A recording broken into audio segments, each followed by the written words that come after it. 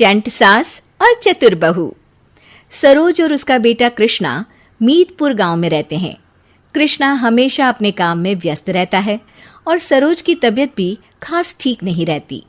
इसीलिए एक दिन सरोज बेटे को अपने पास बुलाकर उससे कहती है, अरे लल्ला, मेरी तो दिन ब दिन जान ही सूखी जा रही है।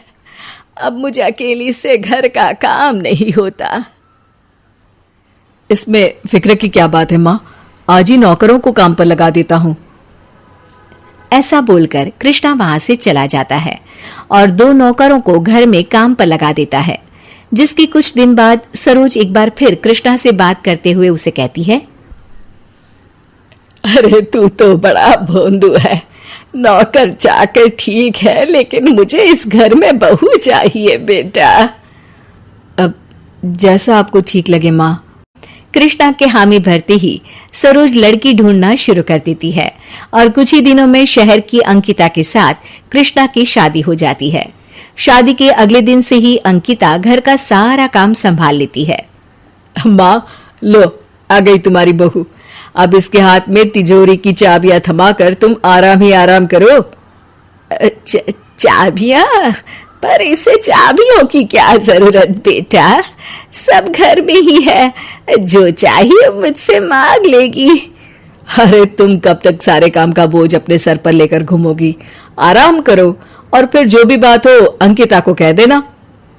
कृष्णा तिजोरी की चाबियां अंकिता को दिलाकर काम के लिए चला जाता है और अंकिता भी अपने काम में व्यस्त हो जाती है।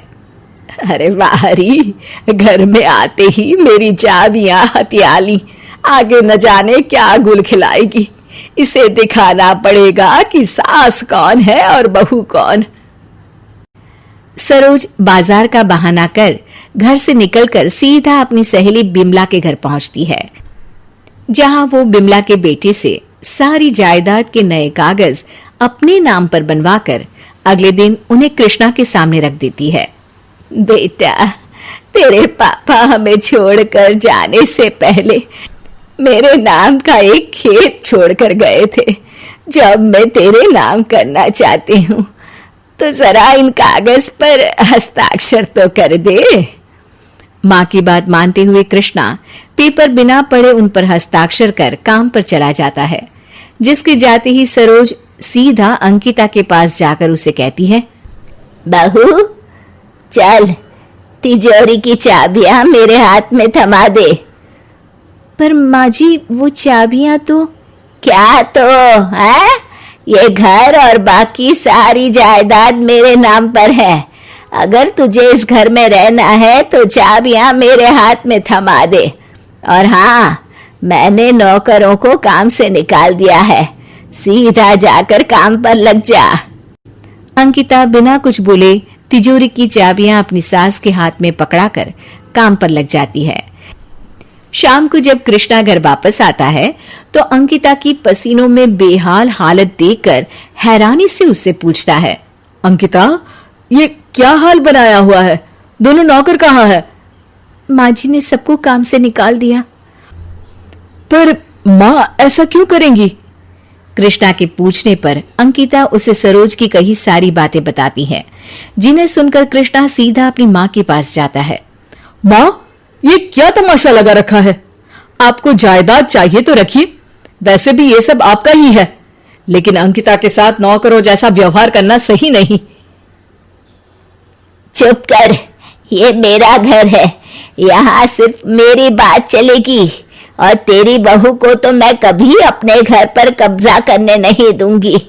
अगर इसे यहाँ रहना है तो मेरी सभी बातें माननी पड़ेंगी। सरोज की बात पर कृष्णा जवाब देने ही वाला होता है, लेकिन अंकिता उसे चुप कराकर वहां से बाहर ले जाती है। माँ जी से लड़ाई करने का कोई फायदा नहीं है, हमें इन्हें इन्हीं के तरीके से समझाना होगा। इसके बाद अंकिता और कृष्णा कुछ समय तक सरोज की हर बात मानते हैं और फिर एक दोपहर अंकिता अपनी सास के पास जाकर उससे कहती है, माँ जी, मुझे जरा एक दिन के लिए अपने घर जाना है, कल तक वापस आ जाऊंगी। अरे ऐसी क्या आग लग गई जो सारा काम छोड़कर तुझे अपने मायके जाना है? वो सरकार ने वृद्ध लोगों के लिए हर महीने पेंशन की योजना शुरू की है ना, बस उसी के लिए दादी का फॉर्म भरने जाना है। अरे वाह हरी, खाए यहाँ और भरे वहां, किसी को कोई योजना नहीं बतानी। तू सिर्फ मेरे लिए फार्म भरेगी। जा जल्दी मेरा फार्म लेकर आ। सरोज की बात सुनकर अंकिता खुश हो जाती है और जल्दी कुछ कागज लेकर अपनी सास के पास वापस आती है। ये रहा आपका फॉर्म, हस्ताक्षर कर दीजिए तो आज ही पोस्ट ऑफिस में जमा कर दूंगी। पैसे के लालच में सरोज बिना कुछ पढ़े देखे और सोचे हस्ताक्षर कर देती है। चल तेजी में जा और इसे जमा करा दे।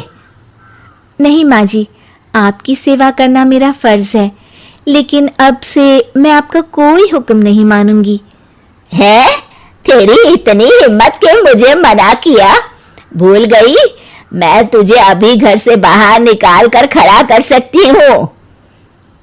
तुम कुछ नहीं कर सकती माँ, क्योंकि अभी आपने जायदाद के कागज पर हस्ताक्षर किए हैं और अब सब कुछ अंकिता के नाम हो गया है। माँ जी, मैं कभी आपसे कुछ भी छीनना नहीं चाहती थी। ये मेरा भी घर है, इसलिए मैंने आते ही आपके आराम के लिए सब कुछ संभाल लिया। हम दोनों हमेशा आपकी सेवा करना चाहते हैं। मुझे कोई प्रॉपर्टी का लालच नहीं। मैं कल ही सब कुछ कृष्णा के नाम करने को तैयार हूँ। अरे मेरी हिम्मत मारी गई थी जो अपनी सोने जैसी बहू को पीतल का समझकर ये सब कर बैठी। मुझे बस अपना परिवार चाहिए। एक बार फिर से सोच लो माँ।